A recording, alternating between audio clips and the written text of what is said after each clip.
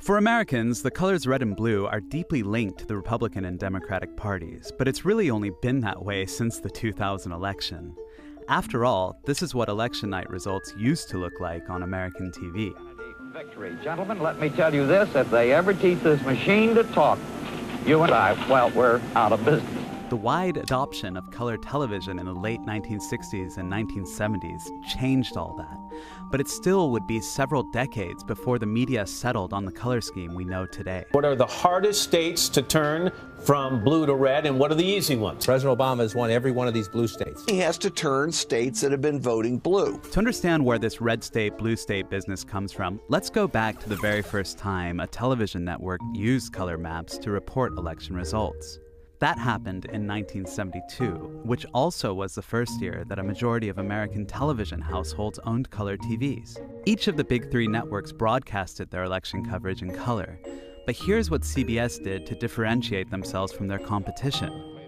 They created the first color election map in American television history. And just look at Alabama on CBS's map.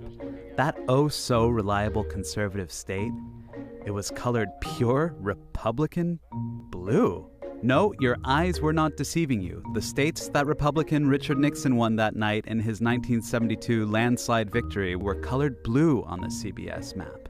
CBS's great broadcast innovation would soon inspire the other networks to introduce red and blue maps to their own election night broadcasts. For its part, CBS would keep the Republican blue and Democratic red scheme through the 1980 election. For Reagan, well, it's a different story. They're shown in blue, and this country is almost solidly in the Reagan colors tonight. Those pairings may seem odd today, but they weren't back then.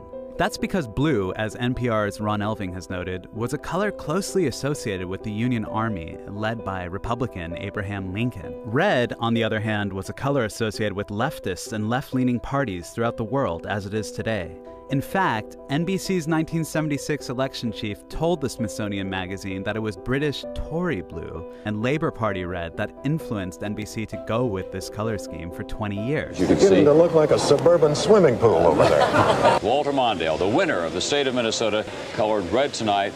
For Walter Mondale, it is shaping up as a George Bush map as we look at it back there. It certainly is, Tom. He goes into the Clinton column after having voted with the Republicans the last 3 times. And as you can see, we color in the state of Kentucky. ABC News, on the other hand, had its own state color logic. Red states are states that we have projected having gone for Mr. Reagan. Red are Reagan. That's why we chose red. By 1996, ABC and CBS had used the now familiar Democratic blue states and Republican red states on their maps over several election cycles. So NBC decided to make the switch too for a very simple reason. NBC decided to adapt the same color pattern as ABC and CBS so as not to have a confusion for the viewers.